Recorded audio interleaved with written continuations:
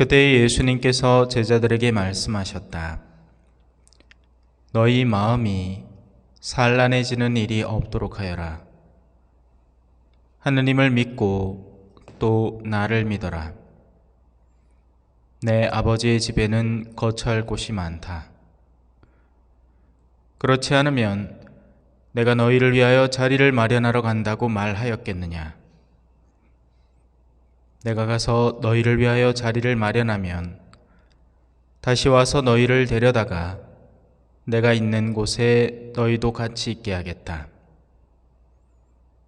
너희는 내가 어디로 가는지 그 길을 알고 있다. 그러자 토마스가 예수님께 말하였다. 주님, 저희는 주님께서 어디로 가시는지 알지도 못하는데 어떻게 그 길을 알 수 있겠습니까? 예수님께서 그에게 말씀하셨다. 나는 길이요, 진리요, 생명이다. 나를 통하지 않고서는 아무도 아버지께 갈 수 없다. 주님의 말씀입니다.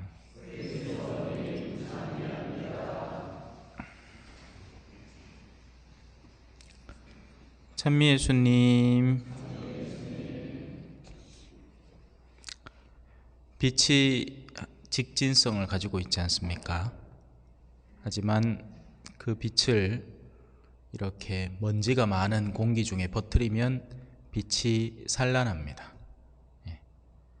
그래서 마음이 산란해지지 말라는 것은 여러분들의 마음이 하느님 아닌 다른 것으로 인해서 산란해지는 것을 막으라는 이야기입니다. 왜냐하면 세상은 끊임없이 우리 마음을 그렇게 만들려고 애를 쓸 거니까요. 그게 돈이건 정치건 그 어떤 것이건 마찬가지입니다. 오늘 준비한 강론은 예수님이라는 길이라는 제목입니다. 길이라는 것은 목적지에 가닿는 여정을 보다 또렷하게 보여주고 또 쉽게 만들어줍니다. 지금 우리 성당 안에도 길이 있죠, 그죠? 가운데 길, 양옆에 길, 성체 모시러 여러분들이 나오는 길, 그죠? 물론 다른 길로도 얼마든지 올 수 있죠. 굳이 의자들을 넘나들면서, 그죠? 올 수 있습니다, 그죠? 왜 못 와요? 근데 굳이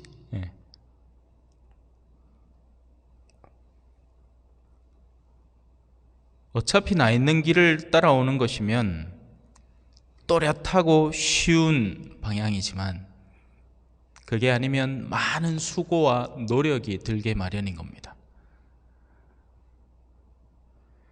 예수님은 길이라고 합니다. 아버지께 가닿는 길입니다. 목적지가 너무 뚜렷하고 명료하고 단순하고 소박한 길입니다.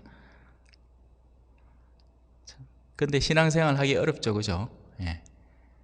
그건 신앙생활이 어려워서가 아니라 우리가 우리 마음을 산란하게 만들기 때문에 어려워지는 겁니다.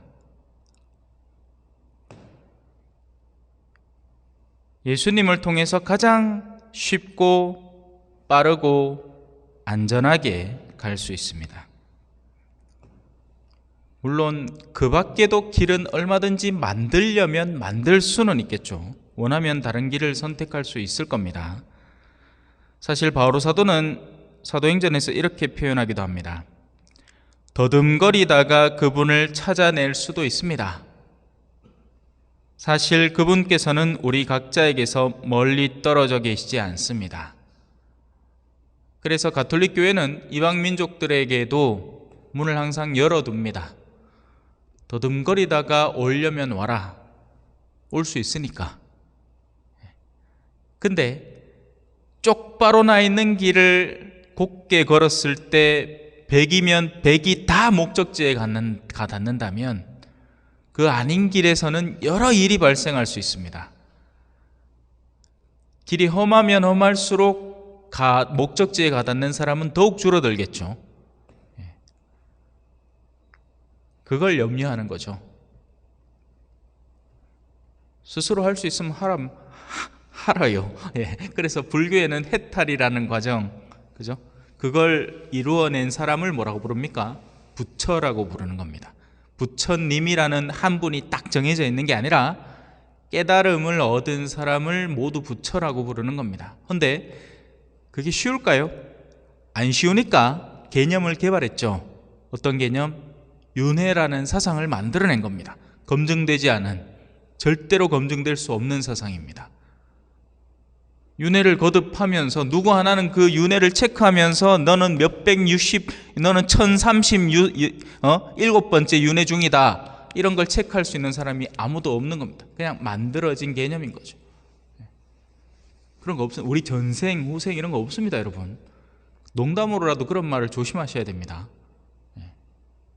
그릇된 표양을 줄 수 있기 때문에 그렇습니다.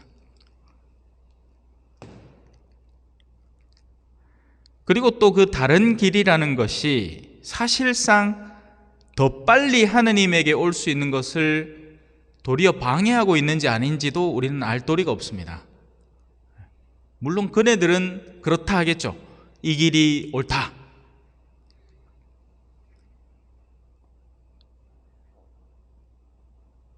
또 길이 뻔히 있는데 굳이 다른 곳으로 오는 사람을 두고 우리는 어리석은 사람이라고 할 겁니다. 쉽고 빠르고 좋은 길 다 놔두고 왜 그 짓을 하느냐. 따라서 우리는 확실한 길을 알고 있습니다. 그건 바로 예수 그리스도이십니다. 그분 자체가 길입니다. 여기서 좀 신중하게 생각해야 되는 게 있는데, 우리는 예수님이 보여주신 삶의 방식을 정형화하고 패턴화해서 길을 새로 찾아내는 게 아닙니다. 그분 자체가 길입니다.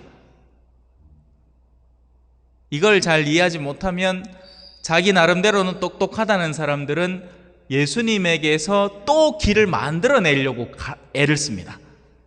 뭔 소리냐 하면 무슨 예전에 유행했던 책들, 한참 사람들이 예를 들어서 성공을 중점으로 보고 무슨 리더십을 할 때 예수의 리더십, 예수의 경제학, 이런 제목 들어보셨는지 모르겠어요. 그런 거 있었습니다. 그러니까 예수님이 사람들을 어떻게 다루었나, 예수의 심리학, 이런 식이에요.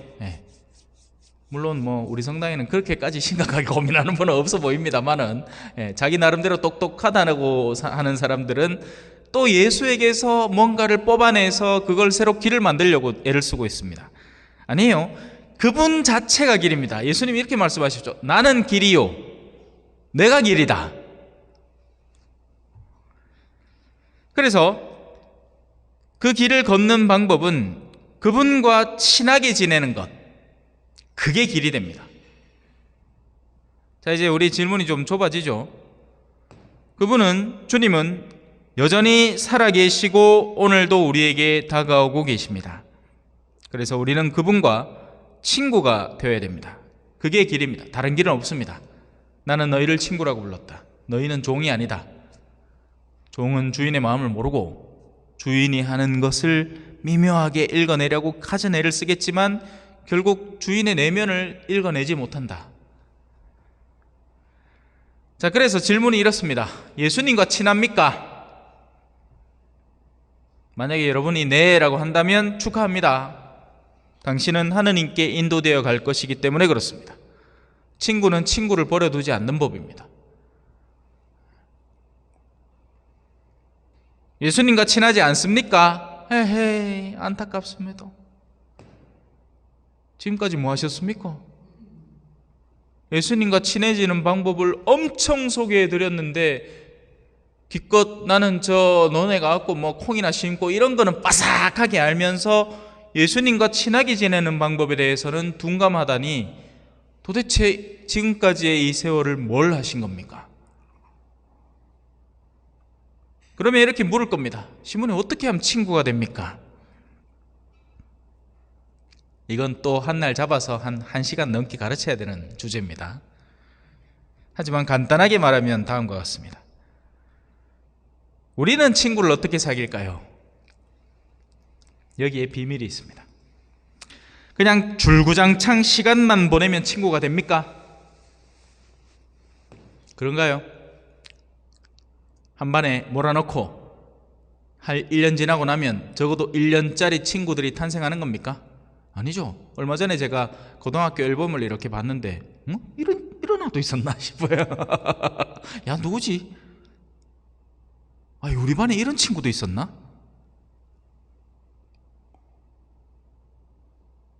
잠시 만나도 친구가 되는 사람이 있습니다.